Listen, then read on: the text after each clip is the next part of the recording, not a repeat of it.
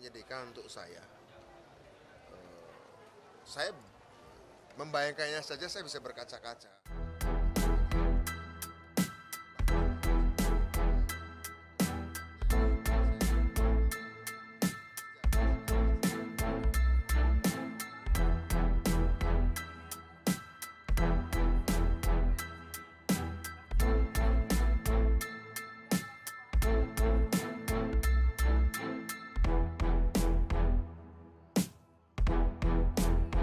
Itu akan sangat menyedihkan untuk saya. Saya membayangkannya saja saya bisa berkaca-kaca karena bagi saya PDI Perjuangan bahkan sejak masih nama PDI itu partai yang suka saya dukung kalau kampanye sejak kelas 6 SD bahkan suka ikut kampanye. Jadi tentu saja akan sangat sedih dan jika ada salah satu saya tentu saja itu sebuah secara personal itu emosional itu mengganggu saya. Tetapi saya tahu juga bahwa ada kebutuhan yang lebih besar yang menurut saya Indonesia hanya bisa jalan terus nih dengan apa yang sudah dimulai Pak Jokowi dengan tipe kepemimpinan baru yang strategik, tipe kepemimpinan yang strategik. Dan saya terus terang menemukannya pada Pak Prabowo. Karena kita tahu Pak Jokowi pada periode keduanya sudah meletakkan dasar bagi kepemimpinan strategik. Pada periode pertama Pak Jokowi itu kepemimpinan populis. Pada periode kedua 2019 Pak Jokowi ke lebih strategik sehingga menurut saya penlanjutnya pun harus tetap mempertahankan itu bahkan dikuatin. Apalagi kalau kita lihat tantangannya besar banget. Akibat pandemi, tantangan ancaman krisis pangan akibat perang,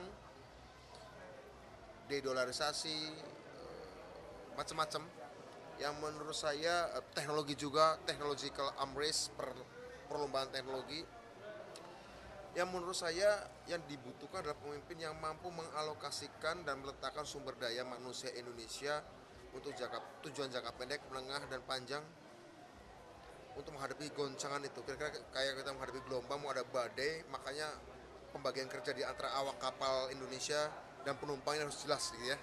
Sehingga polarisasi perpecahan harus diredam sedikit mungkin dan itu butuh yang strategis. Berarti itu ada di berapa Pak? Saya melihat tidak sempurna Pak Prabowo, tidak ideal, tapi relatif dibandingkan yang lain. Nah, karena itu bagi saya kepemimpinan strategik penting untuk menjaga persatuan nasional. Kalau kepemimpinan populis itu malah cenderung bisa polarisasi kalau pemimpinan populis gitu. Nah menurut saya saya melihat unsurnya ya relatif ada di Pak Prabowo. Jadi dengan terpaksa saya harus katakan ya kita harus mendorong kepemimpinan strategik itu. Kebetulan namanya Pak Prabowo. Kalau ada yang lain nggak apa-apa juga. Kalau Pak Jokowi bisa lanjutkan nggak apa-apa juga, tapi nggak mungkin gitu kira. Mas Budiman udah dapat surat teguran atau sanksi itu dari PDIP sendiri? Pada waktu saya bertemu beliau pertama kali tanggal 18 Juli di Jalan Kertanegara, saya memang dipanggil tapi secara informal oleh Pak Hasto, oleh Pak Sekjen, oleh Pak Komarudin Watubun, tidak pakai surat resmi, ya ngobrol-ngobrol. Tapi apakah ini juga akan saya dapat surat resmi, saya nggak tahu ya. Kalau memang itu terjadi ya tentu saja baik itu undangannya adalah formal dengan surat resmi atau informal, saya akan datang. Gitu. Tapi sampai hari ini, setidaknya sampai jam ini, nggak tahu besok ya. Ya tentu saja kalau ada ya tentu saya akan datang dan itu kewajiban saya dan jika memang ada sanksi untuk saya berharap apa yang saya lakukan bisa menjadi bahan diskusi apakah argumen-argumen saya benar sehingga kemudian membuat partai bisa memutuskan bahwa kita harus katakan beraliansi strategis dengan Gerindra misalnya gitu ya.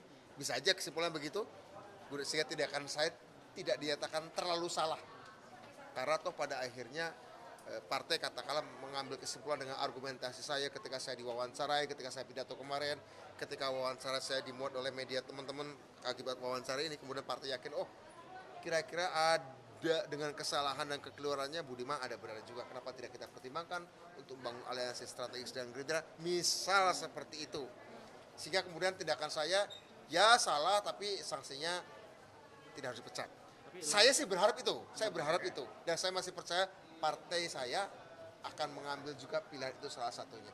Namun jika misalnya yang saya katakan yang saya lakukan ini salah, keliru, ya dengan berat hati, seandainya saya secara administratif dicabut keanggotaan saya, tentu saya sangat sedih. Tapi yakinlah yang tercerabut dari saya hanya status administratif saya sebagai seorang kader nasionalis Soekarnois.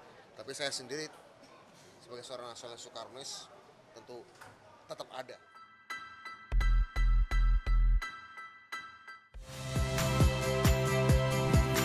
Saya Yasir Neneama. Saksikan program-program Kompas TV melalui siaran digital, pay TV, dan media streaming lainnya. Kompas TV, independen, terpercaya.